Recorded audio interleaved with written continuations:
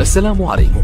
لا تنسوا الاعجاب بالفيديو والاشتراك في القناة تشجيعا لنا لنستمر بنشر المزيد إن شاء الله.